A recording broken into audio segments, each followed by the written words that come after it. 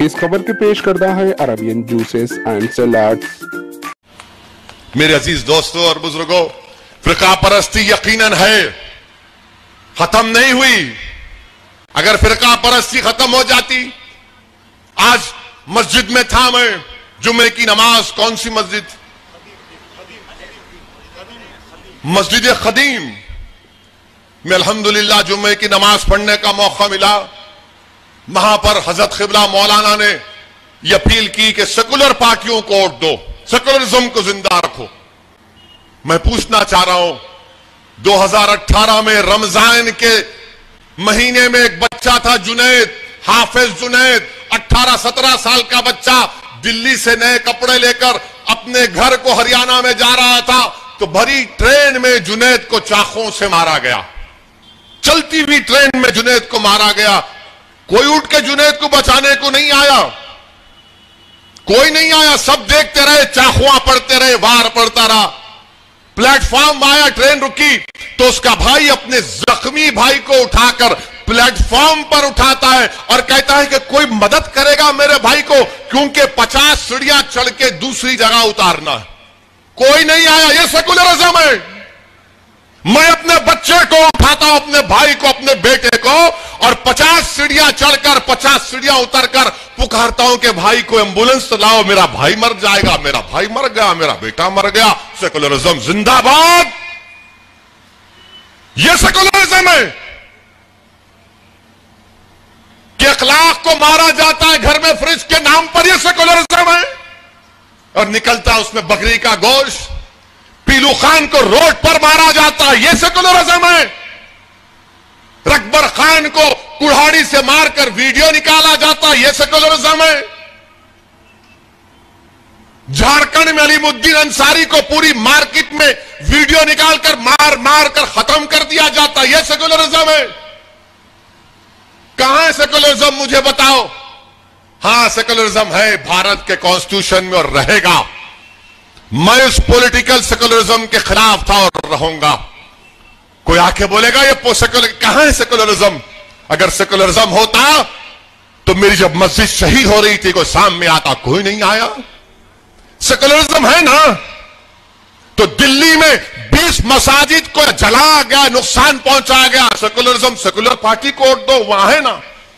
जब मस्जिदों पर हमला हो रहा था तो दिल्ली का चीफ मिनिस्टर बजाय दौड़ता, चेन्नई के साइज का दिल्ली नहीं है, चेन्नई से भी थोड़ा कम होगा, वो चीफ मिनिस्टर बजाय जहां पर मस्जिद पे या मंदिर पे या मुसलमान पे, हिंदू पे हमला हो रहा था, वहां पर दौड़ कर जाता। हो क्या किया मालूम? दिल्ली का चीफ मिनिस्टर, जिसको सेकुलर पार्टी बोलते हैं, वो महात्मा गांधी के समाधि के सामने जाके खामोश बैठा रहा।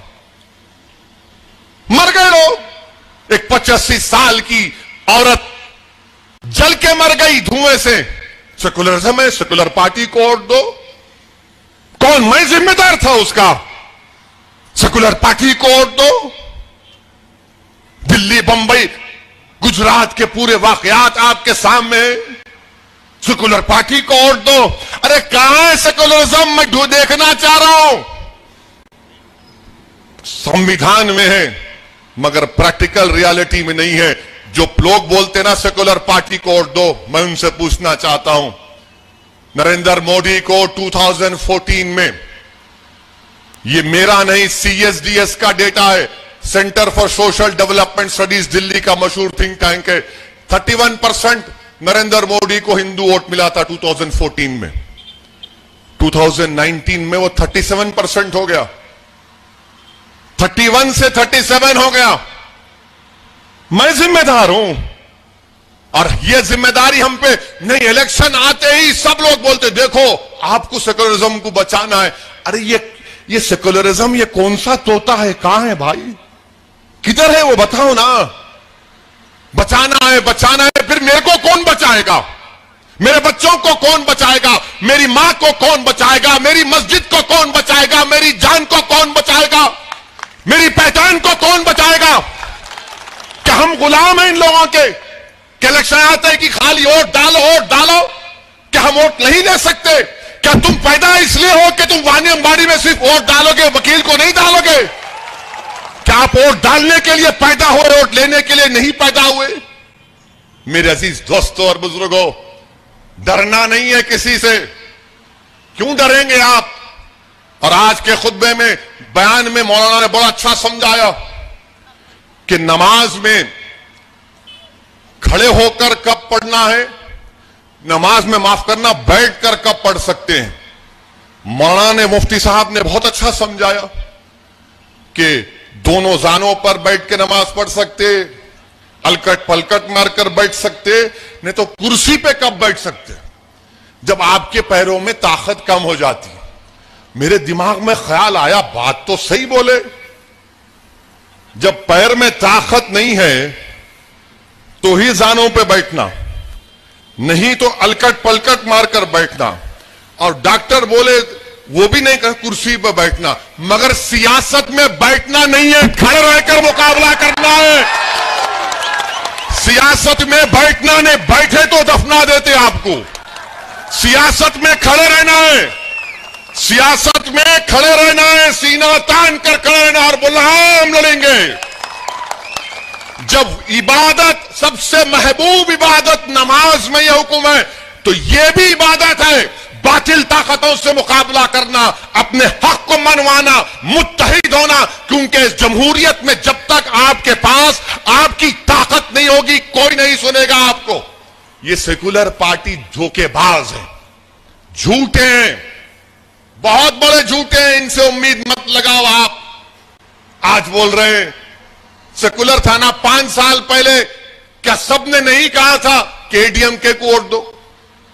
सोचो आप, 5 साल पहले ही बोले थे ना, जैसा आज जुम्मे में बोले 5 साल पहले ही बोले थे एडीएमके को वोट दो, एडीएमके को वोट दो। उन्हें क्या करा? उन्हें बोले शर्माओ को, खाली मुंडी तो भी लाओ, ऐसा बोलो, बोले थे ना। फिर क्या हुआ? उसका जिम्मेदार मैं हूं। आप बोले उनको वोट दो, हमारी बहन को रुला दिए, नीलोफर को रुला दिए। अब आप बोल रहे नहीं इनको वोट दो। मेरे भाई, ये सियासत है, पॉलिटिक्स है, इसमें आपको फुटबॉल खेलना है, फुटबॉल खेल के गोल मारना है। मगर हम क्या कर रहे हैं? हम क्या कर रहे हैं? हम खुद फुटबॉल बन जा रहे हैं इनके पैरों में। फुटबॉल खेलना है, पॉलिटिक्स में फुटबॉल खेलना है। जिस तरह वो क्या फुटबॉल प्लेयर का नाम है, रोनाल्डो की तरह लेके दौड़ना है। यहां क्या हो रहा? नहीं, हम ही खुद फुटबॉल बन जा रहे। सेकुलर पार्टी कहां है? सेकुलर पार्टी कौन सेकुलर है? हां, मैं आपको, मुझे बदनाम करते कि इन्हें फिरका परस्त है। ठीक है, मैं फिरका परस्त हूं।